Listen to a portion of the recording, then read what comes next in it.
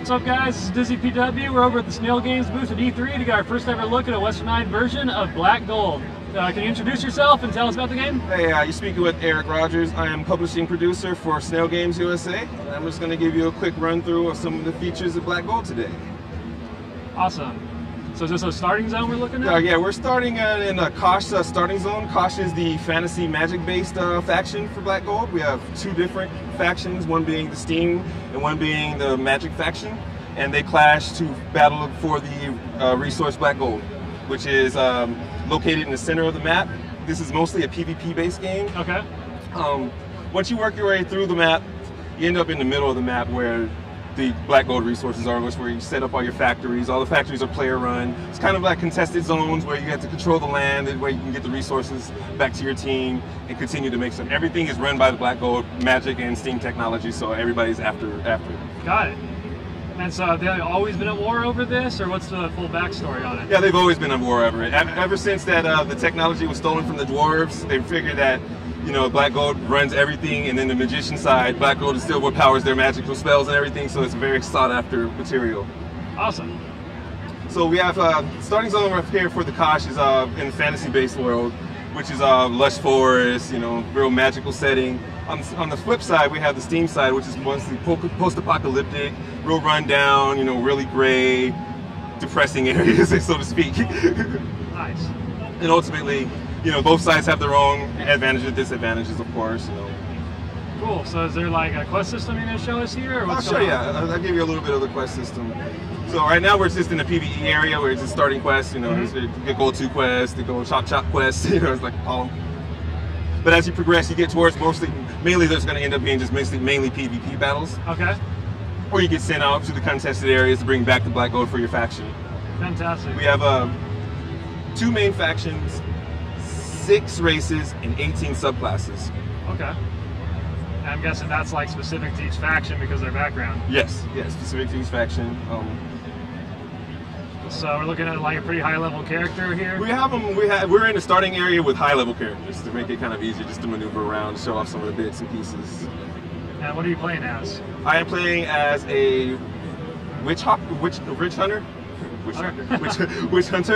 Nice. I'm just trying to clear out a couple of these classes, these early quests real quick, so I can show you guys some of the fighting systems. So our fighting system actually, there's no lock on. It's a real-time combat system where you have to actually aim and do all the attacking. Like if you're not facing your character, you will not hit the character type deal. Got it.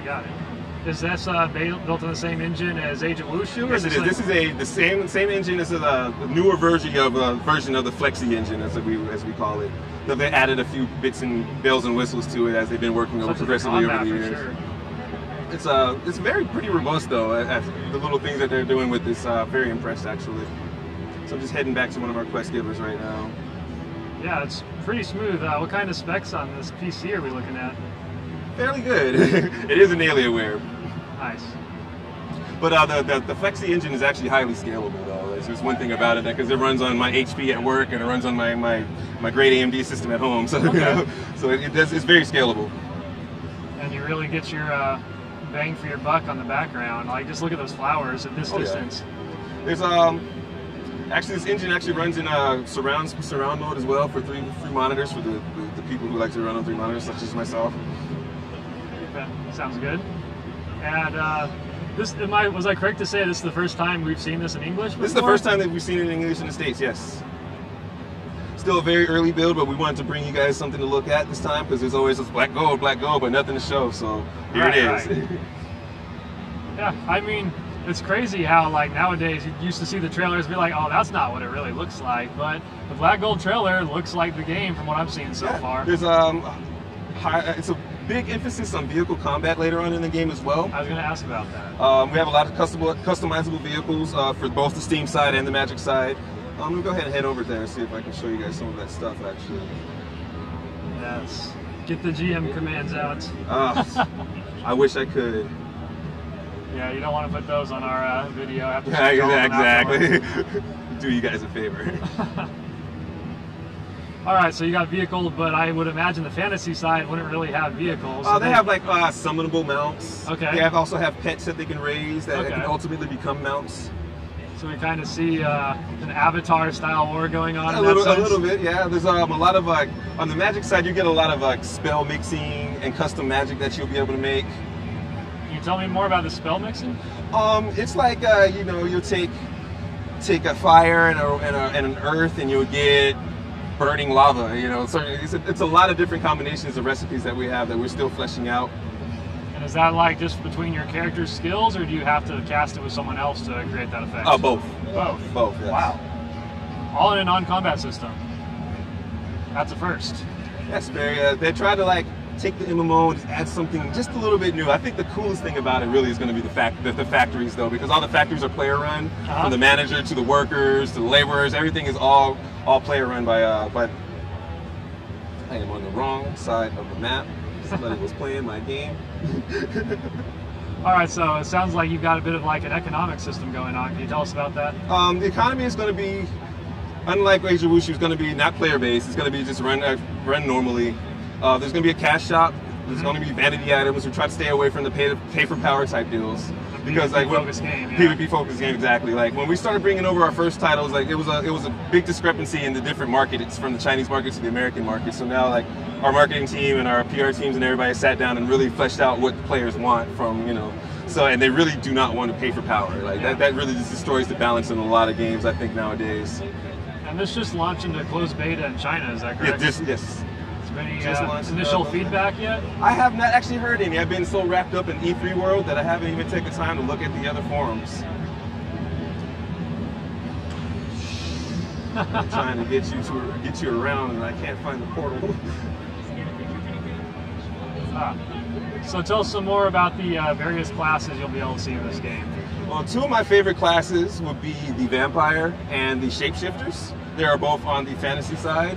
The Vampire, of course, you know, the Vampire, but I particularly like the Shapeshifter because of their damage output, and they're just freaking cool because you have werewolves and werebears and different shape-shifting animals. And then the Vampire? The Vampire, of course, we're trying to balance the Vampire right now. It's our most, I would say, problematic class right now. We had it a classless system at first, but then when people became the Vampire skills were very, very overpowered because they take from everything else. So we've been going back and really just scaling the Vampire back, which we do not feature in this demo purposely. Well, yeah. It's funny, all these Chinese companies have been trying to bring out the Vampire classes since Twilight's success, and every single time it's always overpowered. Yeah, it's always overpowered. They have to understand that vampires are very powerful to begin with. So that gives me a better idea of the fantasy classes. What kind of steampunk classes are we looking at? So we're looking at like alchemists and tech knights, where you can actually some of the armor you can actually build. Wish I could get you over there. So I can show you. If I get over to the PvP arena, I can show you some of the mounts and some of the different mech armors that they have featured in the game. Yeah. So how's that work? Do you have a class-specific gear, or there's class-specific gear? For that matter, like how did the actual classes play out in terms of their purpose on the battlefield? Some of you have the standard healer type, tank type, you know, the thief type. So they all intermingle with the different powers. They're all kind of relying on each other to really get the best benefit out of the game, though. So you can't really just run in with the knight and think you're just gonna, you know. And how do these battlefields work out? Do you have objective systems in them? Depending on the battle, the actual type, there are objectives. There's a free-for-all. There's right now what we're featuring in this particular demo is a closed arena where you can use some of the vehicles and just some of the powers. Okay. For the Steam side and the Magic side. Interesting. Quick switch. All right, now we're on the Steam side. As you can see, the aesthetic is totally different. More Steam-based technology. Pretty bleak. Yes. We have these large flying castles that transport players across the world. See if I can. Yeah, there goes part of one. You can. It's in the draw distance. You can't really see it, but these transport players to the other players. Really? So let me go ahead and take you into one of our battle zones. Show you some of the. I like the art style. It feels like Dishonored. Yeah, it totally does. Totally does. So now that I am on the Steam side, I can only use the Steam style vehicles. Nice. And of course, on the other side, we have more of the magical style animals and mounts. Let me get inside of something before I get blown up.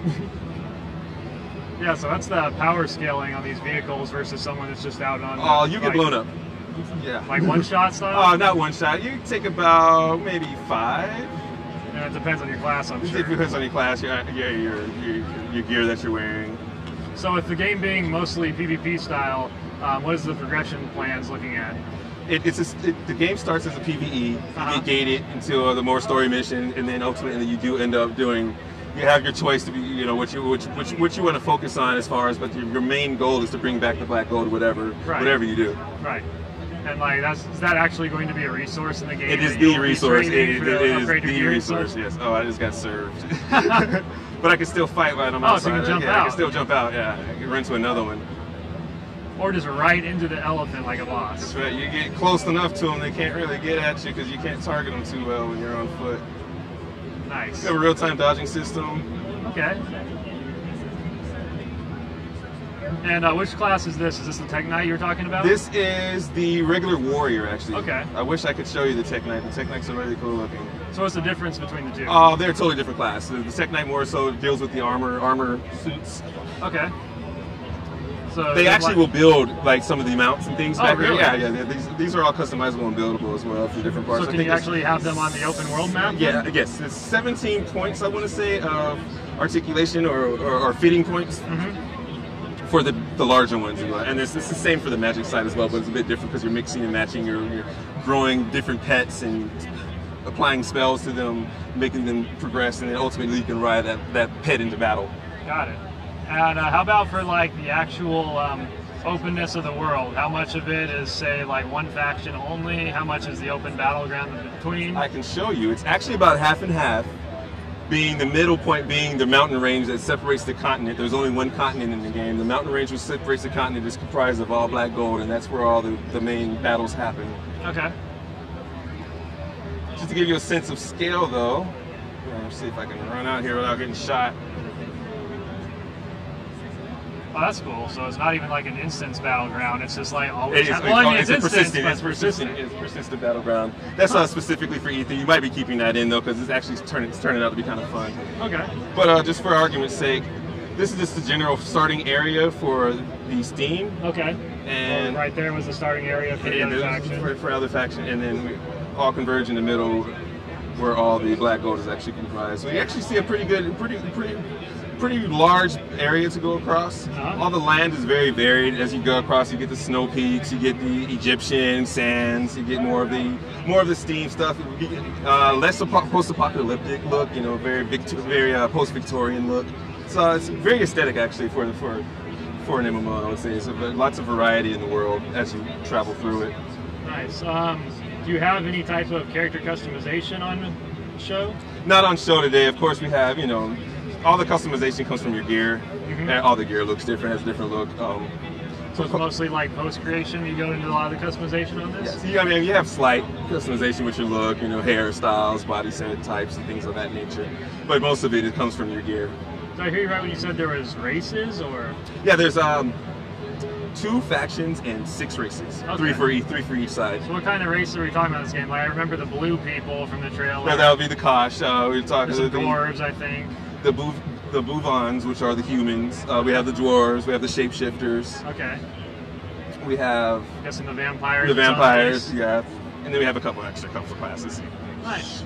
We'll keep them on hush hush right now and spill all the beans. Of course. Well, that's my job to make you spill the beans. Of course, and you're doing a good one.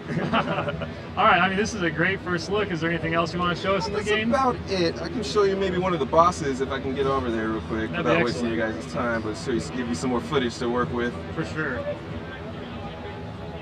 So this is like the teleportation system? Oh, this is one of the teleportation systems. We have a big trolley that actually...